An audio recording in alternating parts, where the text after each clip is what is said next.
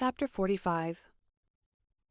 Convinced as Elizabeth now was that Miss Bingley's dislike of her had originated in jealousy, she could not help feeling how unwelcome her appearance at Pemberley must be to her, and was curious to know with how much civility on that lady's side the acquaintance would now be renewed. On reaching the house, they were shown through the hall into the saloon, whose northern aspect rendered it delightful for summer. Its windows, opening to the ground, admitted a most refreshing view of the high woody hills behind the house, and of the beautiful oaks and Spanish chestnuts which were scattered over the intermediate lawn. In this house they were received by Miss Darcy, who was sitting there with Mrs. Hurst and Miss Bingley, and the lady with whom she lived in London. Georgiana's reception of them was very civil, but attended with all the embarrassment which, though proceeding from shyness and the fear of doing wrong, would easily give to those who felt themselves inferior the belief of her being proud and reserved. Mrs. Gardiner and her niece, however, did her justice and pitied her. By Mrs. Hurst and Miss Bingley they were noticed only by a curtsy, and on their being seated a pause, awkward as such pauses must always be, succeeded for a few moments.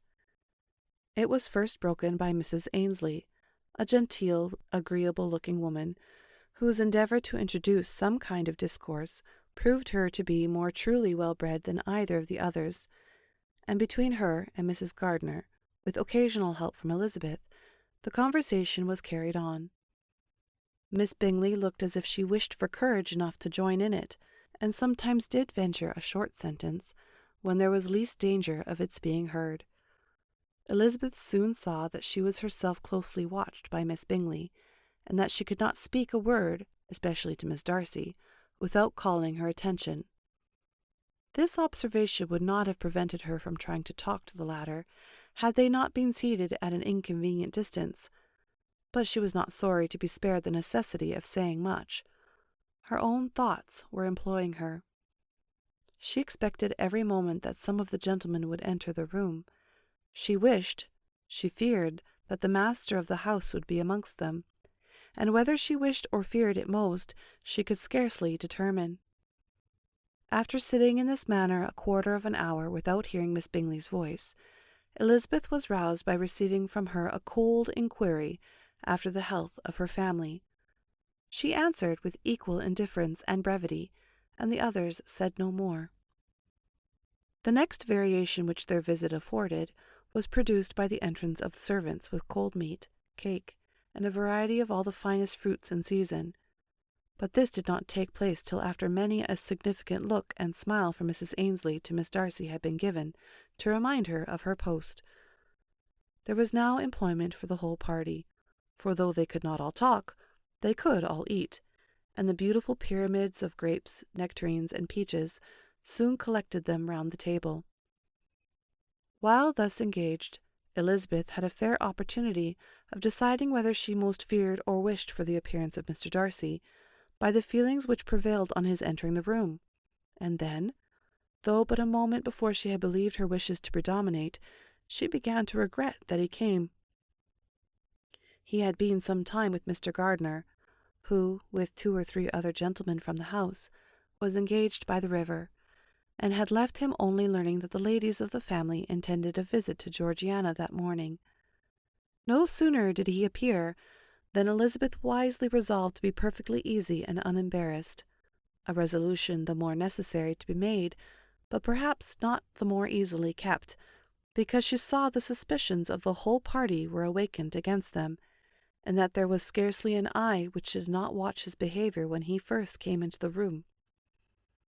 In no countenance was attentive curiosity so strongly marked as in Miss Bingley's, in spite of the smiles which overspread her face whenever she spoke to one of its objects, for jealousy had not yet made her desperate, and her attentions to Mr. Darcy were by no means over.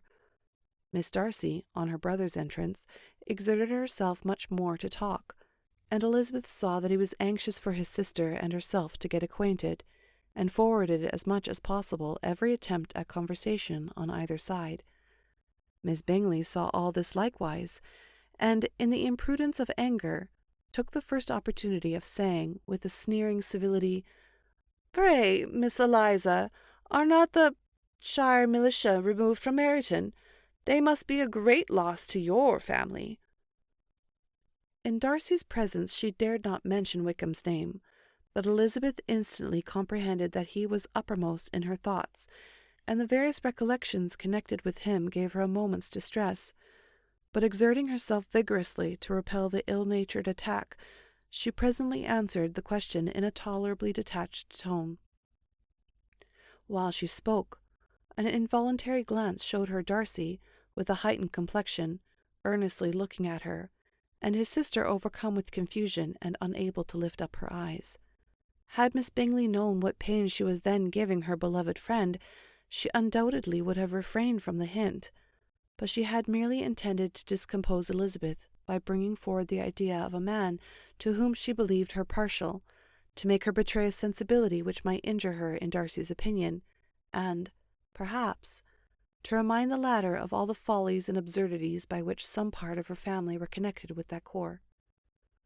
Not a syllable had ever reached her of Miss Darcy's meditated elopement. To no creature had it been revealed, where secrecy was possible, except to Elizabeth, and from all Bingley's connections her brother was particularly anxious to conceal it, from the very wish which Elizabeth had long ago attributed to him of their becoming hereafter her own. He had certainly formed such a plan, and without meaning that it should affect his endeavour to separate him from Miss Bennet, it is probable that it might add something to his lively concern for the welfare of his friend.